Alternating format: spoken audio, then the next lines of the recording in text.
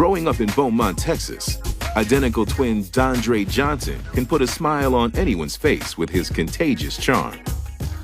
My brother Dondre, fun-loving, well, he's just like me. He's loving and caring and compassionate. At age 10, Dondre gets support from his brother through life's first curveball when their parents' marriage comes to an end. The divorce was very unique because usually the mother stays. In this situation, the mother left, and I think it was very impactful emotionally, psychologically for the boys. Despite the absence of his mom, he never lacks a strong and loving female role model when his grandmother steps in to pick up the pieces. The jewel and queen of the family. We had to read the Bible to her daily. And as their scriptural education continues every Sunday in church, the twins thrive. My grandmother encouraged us a lot to go to church faithfully. We played the drums in church. She encouraged us to be a part of the youth ministry. Church is where many African Americans develop socially, they develop spiritually, and the boys got a lot of their self-esteem, their self-worth from being connected so intricately to the church. After high school, the brothers leave their hometown behind to live the city life in Fort Worth, where Dondre fulfills his dream of becoming a minister in the Baptist church. Doing everything from weddings, funerals, and church on Sundays, he takes the neighborhood by storm.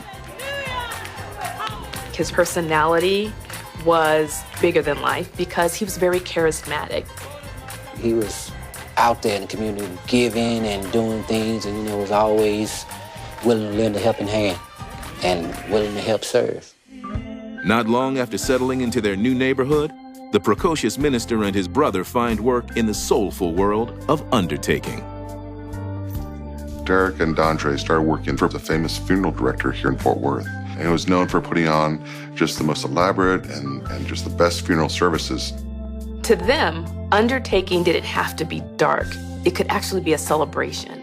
They had dancing and singing pallbearers, and they did things that were very unique that included hip-hop music during a funeral. They were almost tailor-made for working in the funeral business, and they became very popular to the point where people who are wanting funerals would start asking for the twins. Between work and preaching, Dondre's chillingly passionate voice and magnetic presence makes him one of the most eligible bachelors around. Dondre was a bit of the latest man, He was popular. The women really, really were drawn to him, not just because he was in the pulpit and he was able to preach, but there was a charismatic part to him that they really loved. Can I get another amen? Although love sweeps him off the market at age 21 when he marries a girl from his church. But honoring marriage vows isn't as easy as he thinks. At that point in Dondre's life, settling down was not the best thing for him. After nearly a decade of marriage, Dondre has 9 kids, but only 3 from his wife. With no end to his infidelity in sight, his wife divorces him. It appears that Dondre was suffering from the abandonment of his mother, so he was looking for nurturing in all of these relationships. But unfortunately, as a minister, this worked against him. Over the next 3 years, Dondre mends his guilty heart by throwing himself into preaching and the arms of numerous ladies. When Dondre became singing again, women was coming up to him after woodwork. But only one stands out in the crowd when 29-year-old beauty Rachel Jelani Hardy moves into the neighborhood and walks into Dondre's church one Sunday morning dressed to kill. When Dondre first saw Rachel, he was captivated because Rachel was very beautiful. She carried herself not only with power, but there was something about the way she presented herself, how she dressed, her hair, her nails. Rachel had style, she had class, She had oomph about herself. Rachel was a single mom. She was getting her career started. She had a tax preparation business. Time stands still, and after the service, Dondre makes his move. Pastors in the community are many gods. She loved the status and the power that Dondre has. He was sprung. They fell head over heels for each other. They was inseparable once they met. After several months of dating, the two elope in Vegas on Valentine's Day. For the first time in his life, he was willing to commit to one woman, and he was willing to do anything for her. I saw Dondre happy, and that's all I wanted the best for my brother. But there's no time for a honeymoon when a wrench is thrown into the newlyweds' livelihood. Dondre and Derek's employer at the mortuary passes away, and his business empire dies with him.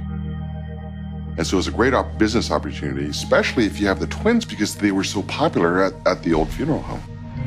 The demand for her husband and his brother sets off a light bulb for the aspiring businesswoman. I have an idea. Rachel knew that she had almost a gold mine in Dondre. You'd be great. She had dreams to open her own business, and Dondre, he had the goods to sell.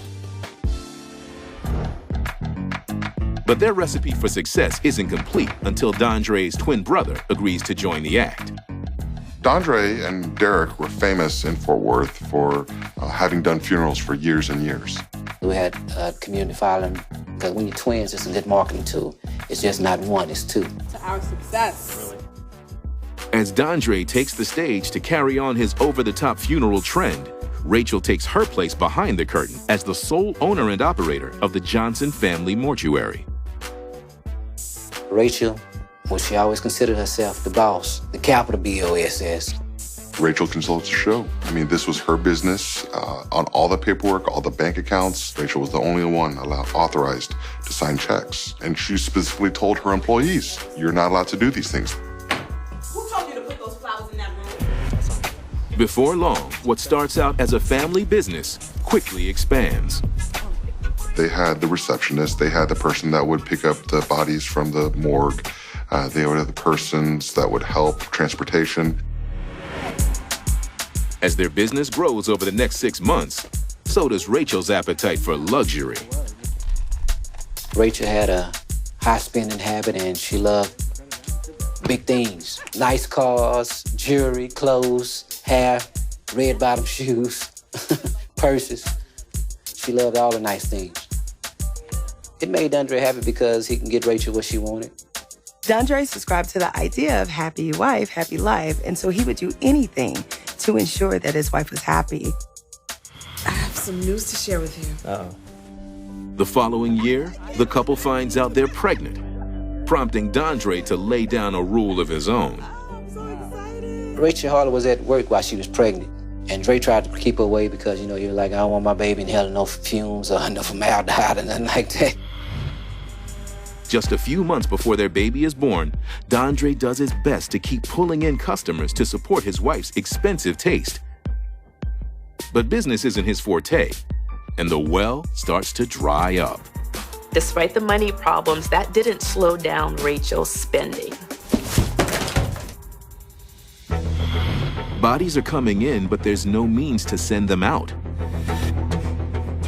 None of the local crematoriums would provide crematory services without cash up front. So you have these bodies that need to be cremated or refrigerated. You have the business where only one person can write the checks, and that's Rachel. With no refrigerator to store the corpses in, Dondre hits a dead end. They put them in the back garage. There's a little garage bay, and they put the bodies back there on a hospital gurney. Some of them were still in the containers from the morgue. But when he tells his wife about the growing problem at the mortuary, she comes up with a temporary solution to keep money in the bank. Hey. Hey, babe. They'll continue with the lavish funerals, but none would be the wiser if the cremations are put on hold. None of the crematoriums are taking any more of these bodies. So when people had to be buried, then she would pay that because you had to have the service for the burial. Just put them in the garage. It'll be fine. Trust me. It seemed like that. Rachel was just saying, we can just wait a couple days before we cremate these bodies. They were taking the bodies, they were stacking them in the back, and we're gonna come back and handle this a little bit later, but we need the money now.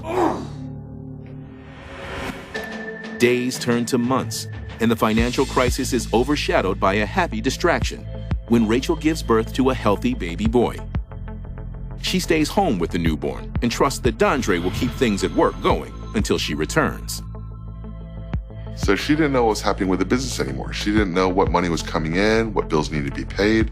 She just really wasn't inside the funeral home, so she wouldn't know. In Dondre's mind, he's stuck in between a rock and a hard place. And so he's prideful and he's having a hard time admitting that he can't be the man that he thought that she would desire. Dondre continues to collect the money from the families and keeps their loved ones laying in wait in a warm and dark place. There were body bags, there were buckets that was catching the fluids that were draining. He rationalized for himself that it was okay to do this. To him, it felt like that they were just putting them away for a while until they were able to manage the issue. But the rising tide of grieving clients who have paid up front are banging down his door. There were still families that were waiting for the cremains. They would call and they would have trouble getting a hold of Dondre. They would have trouble getting a hold of anybody, that they just wanted the ashes. And the gruesome truth isn't keeping well in the summer heat, and the stench travels to the parking lot. Dondre does his best to keep people away, but a new problem comes up to haunt them. Rachel had not paid the rent. The landlord had received a lot of excuses, so he finally just showed up to change the locks. When he arrives, there's not a soul in sight. He started to smell something that didn't seem right. Having a key, he opened up the door, he went in, and the first thing that he sees is a body laying on the coffee table. At that point, what he does is he goes inside and says he smells a strong smell of decaying bodies, and he calls the police. As officers search the building, they encounter 8 corpses in various states of decomposition. The bodies are in really bad condition. There was a coffin that was kind of tilted over with the body in it. There were body bags. There were buckets that were catching the fluids that were draining. There was another body that was infested with insects, hundreds and hundreds of insects. Police secure the scene as detectives seek out the owners. The couple can't get in the car fast enough when police call with the news that their business is now a crime scene. Within minutes, Rachel shows up with Dondre by her side as they break through a band of reporters. This is a funeral home. This is where dead bodies belong. So when you come in now, you're going to see dead bodies. How much money did you collect? During questioning, investigators remind them that it's illegal to keep a body out of refrigeration for over 24 hours, but are met with numerous excuses from each of them. We're just going to save the money until we can pay for the crematorium. Dondre's reaction to this whole thing is just a big misunderstanding. Even their close friends and family are stunned by the gruesome discovery. Dre never told why the bodies was there, and I've always wanted to know. I think it was hard for him to speak up against Rachel. Unsure of what to charge them with, police send the couple home to a sleepless night. This is just a misunderstanding. Over the next 3 days, a search warrant allows police to comb through every file in Rachel's office, while medical examiners determine the bodies had been in the garage for weeks and months, and in one case, 2 years. After interviewing 8 grieving families, they figure out that customers have paid thousands of dollars for cremations that aren't happening. And you never received any type.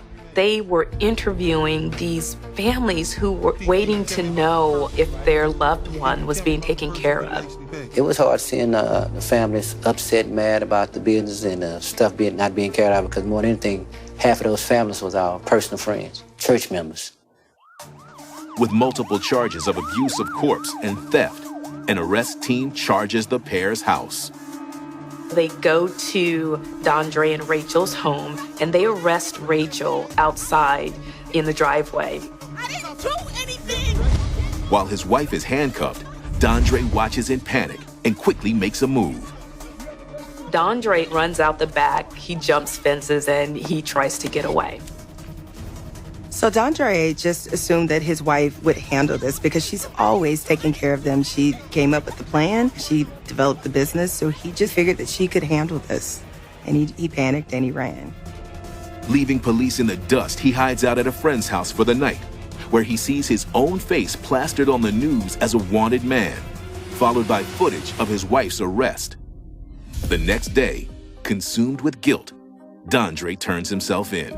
I was always afraid for my brother, you know, when everything went down. Just wish it would never happen. Under questioning, Dondre mans up and takes the blame off of Rachel by explaining that he's the one responsible because his wife is busy with the newborn. Rachel was his everything, and he was willing to go out on a limb to protect her and to make sure that she was safe.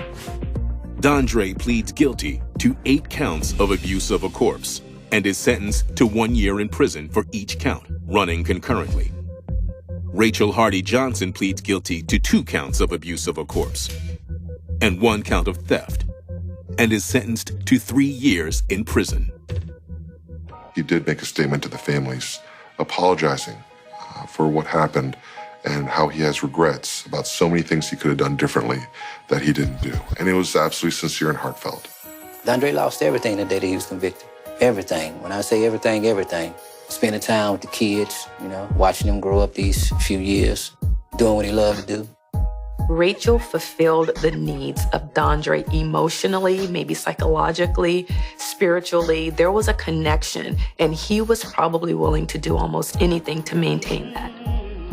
It appeared that Dondre thought that he was doing the right thing for the woman that he loves. He was worth it. All the trouble that he went through, it was worth it because he loved her so.